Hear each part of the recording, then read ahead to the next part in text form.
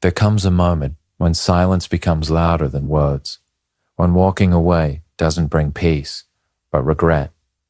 Avoidants often believe that detaching protects them, that disappearing means control. But deep down, there's a truth they rarely admit, even to themselves. What they ran from wasn't danger, it was connection. And what they thought they were escaping from, they eventually start missing. Because real emotions don't disappear. Just because you avoid them, they wait. And one day, they come back louder than ever. Avoidance is often misunderstood as strength, but in reality it is one of the most misunderstood fear responses in human behavior. On the surface, an avoidant person looks calm, composed, independent, and emotionally untouchable. They are the ones who can walk away without looking back, who can silence their feelings, who can act like nothing affected them. But what people don't see is that this strength is not rooted in confidence. It is rooted in protection. It is not the absence of emotion. It is the management of overwhelming emotion through distance. At the core of avoidance lies fear, not always obvious fear, not the kind that shows up as panic or visible anxiety, but a quiet, internal fear of emotional exposure. For an avoidant person, closeness can feel unsafe, not because love itself is unsafe, but because intimacy requires vulnerability, and vulnerability requires trust. And trust is exactly where things become complicated, somewhere in their past, through relationships, childhood experiences, or emotional disappointments. They learn that depending on others can lead to disappointment, rejection, or loss of control. So instead of risking that pain again, they build a strategy. Distance. This distance starts as a defense mechanism. At first, it feels like control. When emotions rise, they step back. When someone gets too close, they create space. When a relationship demands emotional presence, they retreat into logic, distractions, or silence. And in that moment, it genuinely feels like power. They tell themselves they are being mature. They tell themselves they are choosing peace over chaos. They tell themselves they are simply not the type to get too attached. But what they don't realize is that avoidance does not eliminate emotional capacity. It only delays emotional processing. Feelings that are not expressed do not disappear. They go underground. They stay in the body, in memory, in subconscious thought patterns. So while externally they may seem unaffected, internally there is a build-up happening over time. Every ignored emotion adds weight. Every unspoken feeling adds pressure. Every avoided conversation becomes unfinished business in the mind. The irony is that avoidants often feel deeply. They just struggle to stay present with what they feel. So instead of sitting in discomfort and working through emotional intensity, they escape it. And because escape works in the short term, the brain reinforces it. This is why avoidance becomes a cycle. Feel something intense, pull away, feel temporary relief, repeat. Over time, this pattern starts to feel like identity. I am someone who doesn't need anyone. I am fine on my own. I don't get attached easily. But these statements are not always truths. They are protective narratives built around emotional survival. What makes avoidance feel like strength is that it creates the illusion of stability. No emotional chaos, no dependency, no visible heartbreak. But underneath that stability is something quieter and heavier. Emotional disconnection. Because when you repeatedly avoid emotional depth, you don't just avoid pain. You also avoid intimacy, joy, bonding, and the full experience of being human in relationships. Eventually, this strength starts to show its limits. In moments of silence, after relationships end, or when life becomes emotionally demanding, the avoided feelings begin to surface. Not all at once, but in fragments. Regret, curiosity, memories, what-ifs.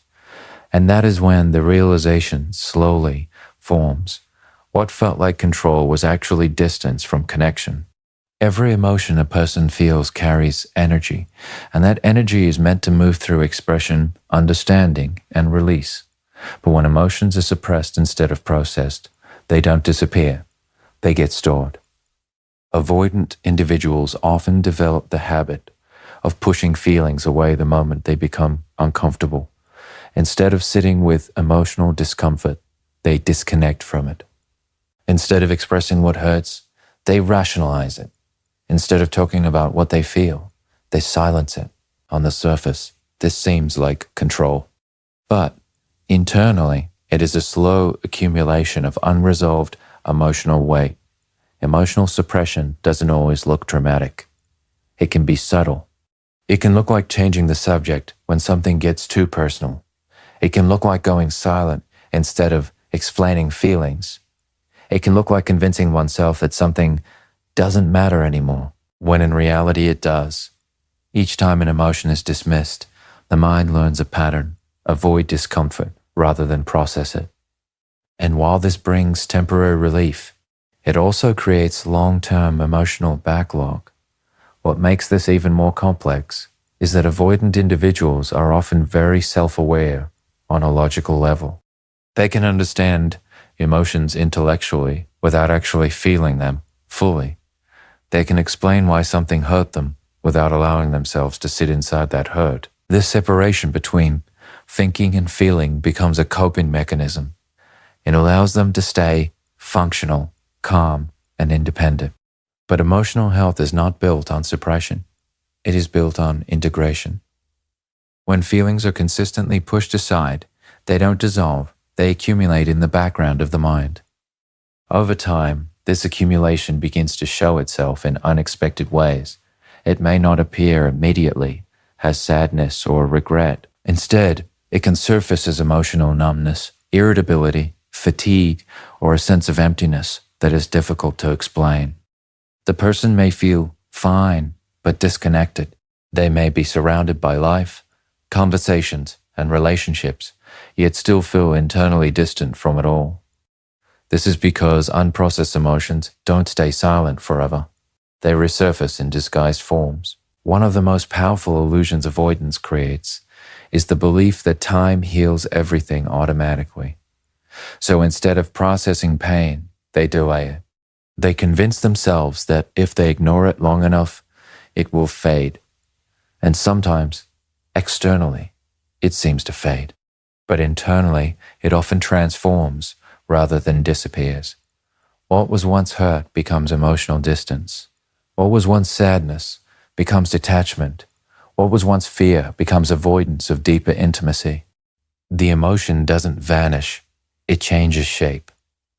The cost of this emotional postponement becomes more visible in moments of stillness, when distractions fade, when relationships end, or when life slows down. All the unprocessed emotions begin to surface at once. This is often when avoidant individuals feel overwhelmed, not because something new is happening, but because everything they never dealt with is finally demanding attention. Regret is often one of the first emotions to appear. Not always regret for what they did, but for what they didn't allow themselves to feel. There is also a quiet loneliness that builds over time. Not necessarily loneliness from lack of people, but loneliness from lack of emotional expression. When someone repeatedly avoids vulnerability, they also limit the depth of their connections. Conversations remain surface level. Relationships remain controlled. Emotional intimacy remains partially blocked. And without realizing it, they begin to feel like something important is missing, even when everything appears stable on the outside. Emotional suppression is not a solution, it is a delay. It postpones healing, but it does not remove the need for it. Every avoided emotion eventually asks to be felt. And when it does, it often arrives with greater intensity than it originally carried. When an avoidant person chooses to leave, withdraw, or emotionally detach, it often looks final from the outside. It can seem sudden, clean, and decisive. To the other person, it may feel like the end of the story. But internally, for the avoidant, That moment is rarely an ending.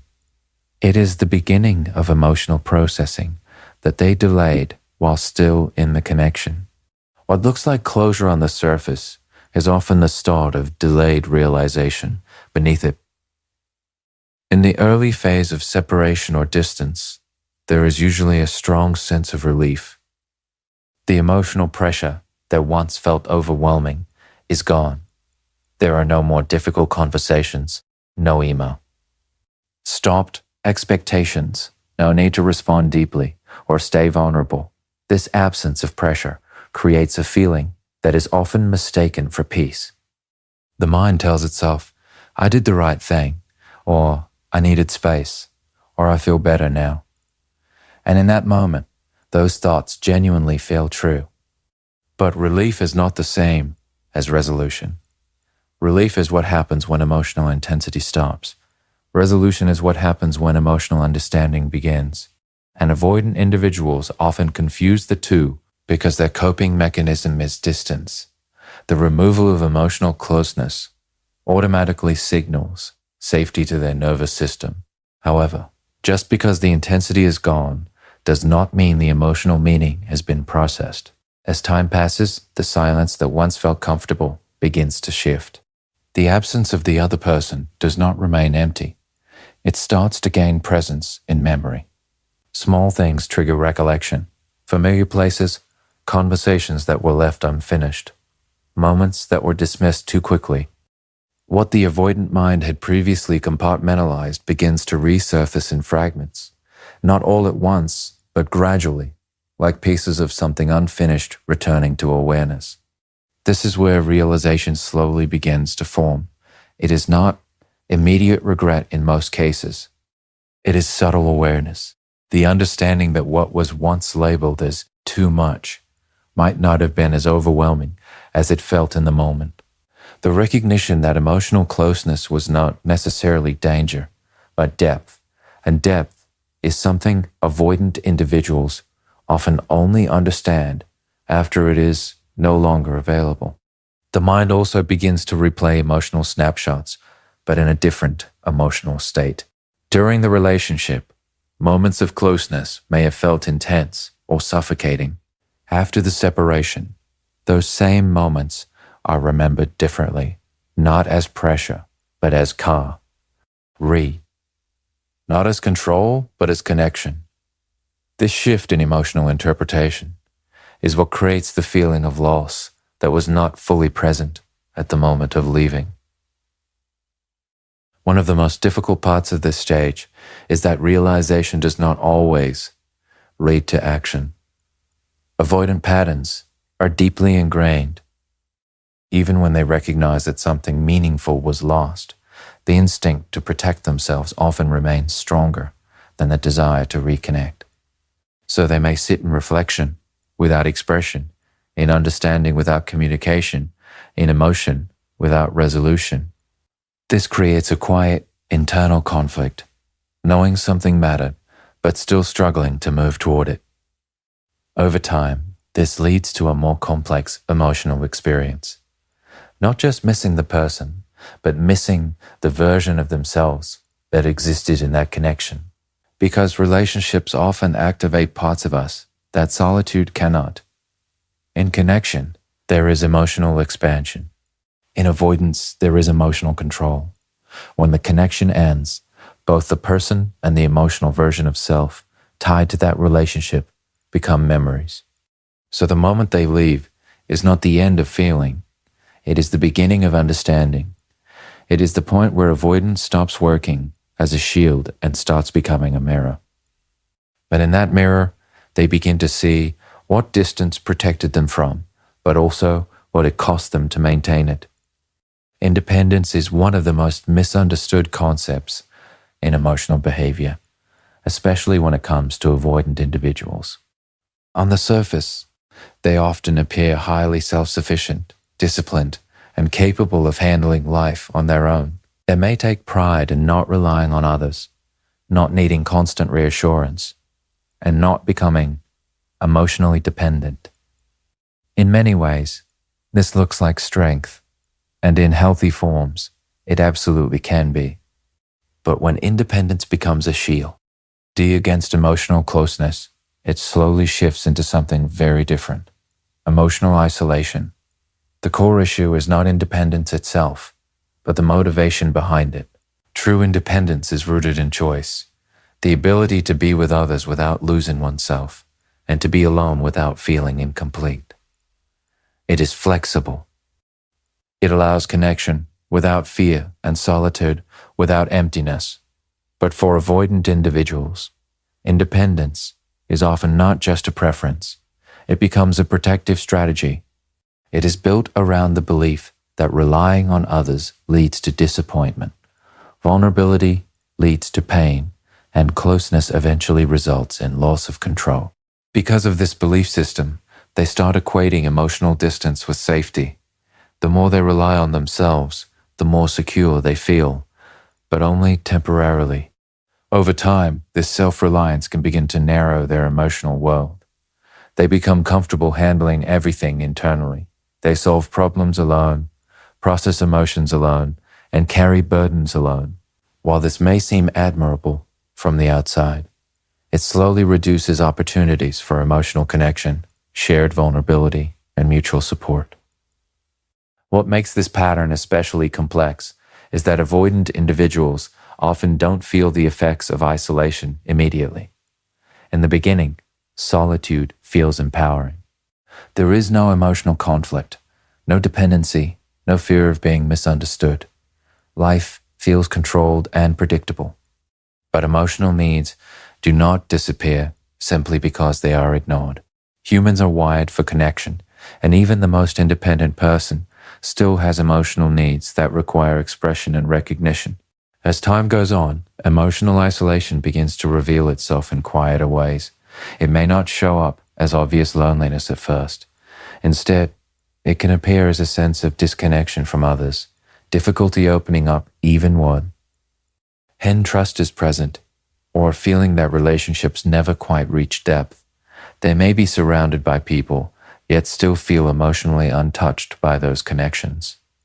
Conversations happen, interactions continue, but something deeper remains absent. Another layer of this experience is the internal conflict it creates. On one side, there is pride in being self-sufficient.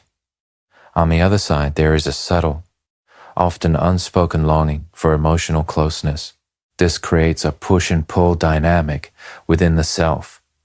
The desire for connection arises, but the instinct for protection intervenes. So instead of moving toward people, they move back into themselves.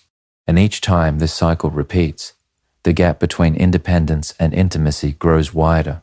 Over time, what was once a strength begins to feel like limitation. Emotional self-reliance turns into emotional restriction. The ability to handle everything alone becomes the inability to share anything deeply. And while they may not always consciously recognize it, there can be a quiet sense that something essential is missing from their emotional life.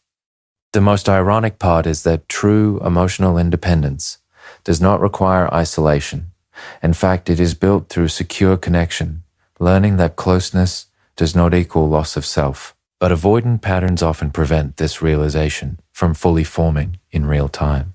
Instead, it tends to surface later, in reflection, when distance has already become habitual.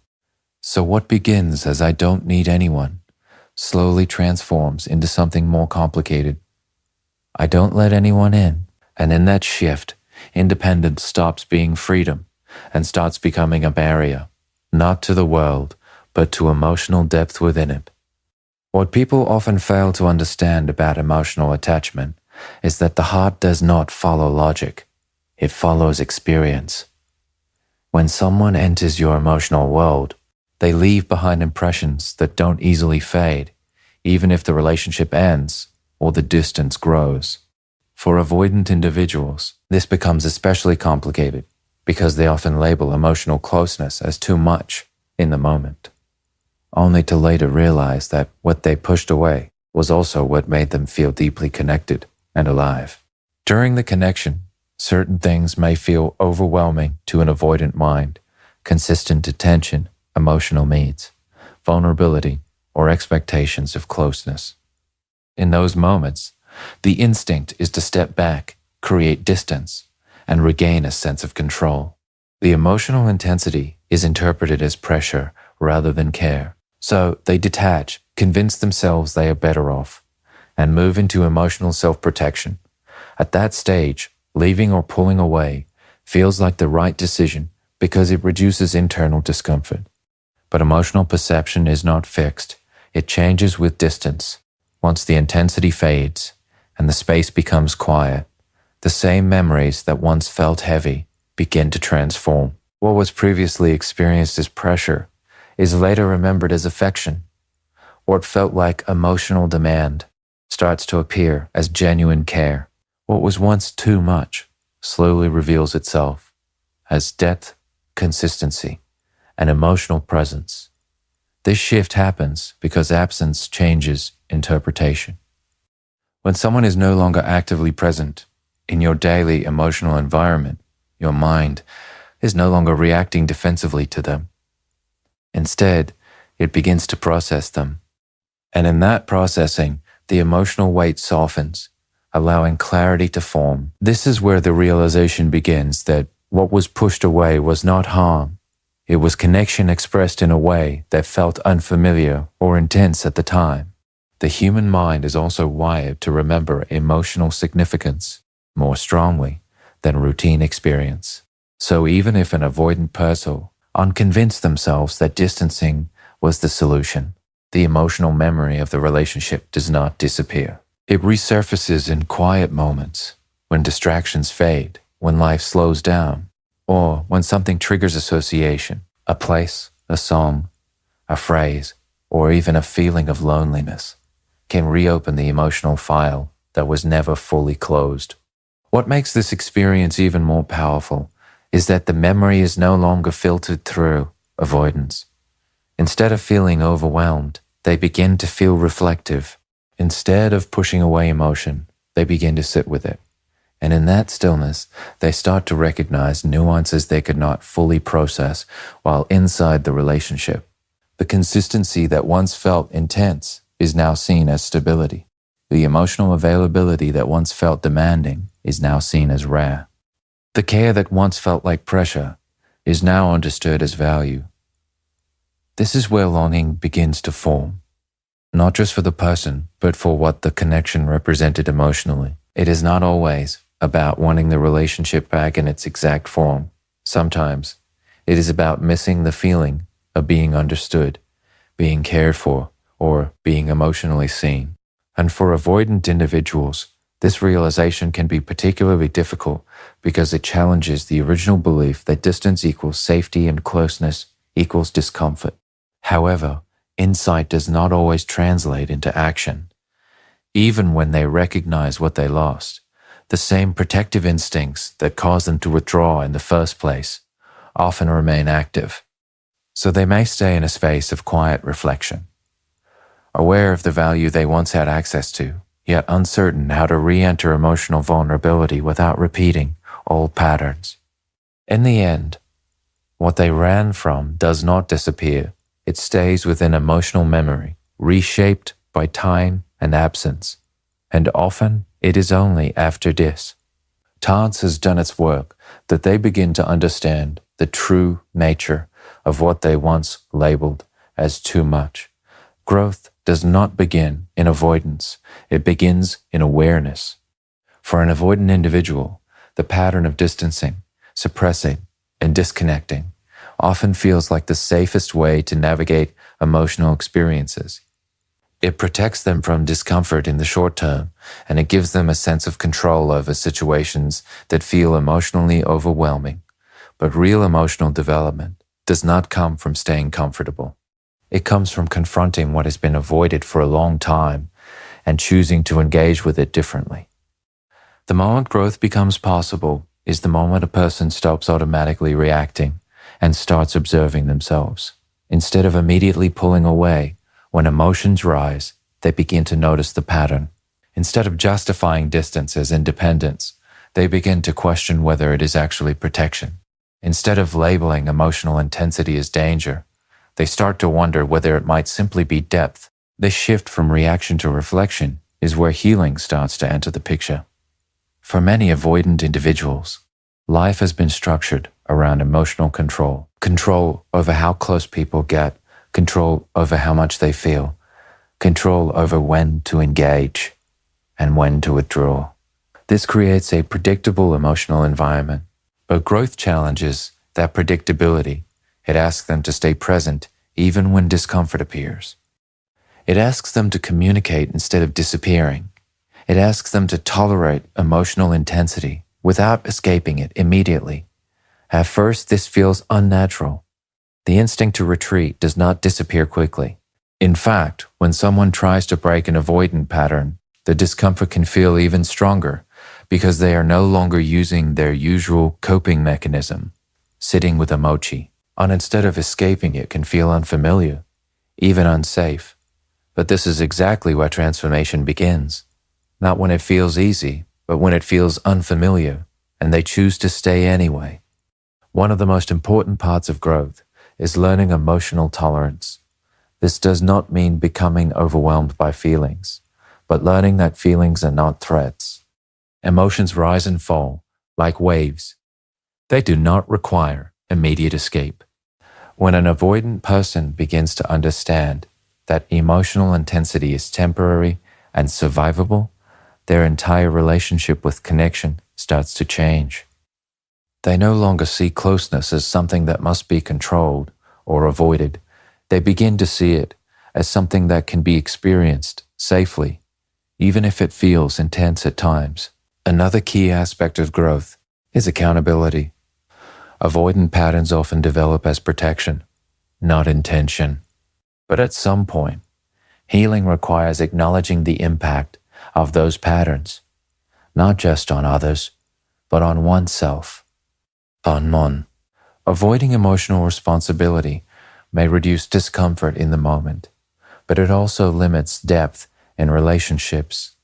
Growth involves recognizing that emotional withdrawal has consequences and that connection requires participation, not just observation from a distance. As awareness deepens, a new possibility emerges. Choosing connection without losing self.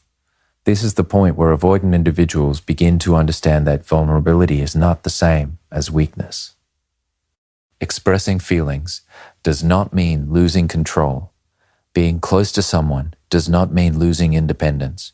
In fact, real emotional maturity is the ability to stay connected while still maintaining personal identity. Over time, this realization slowly rewires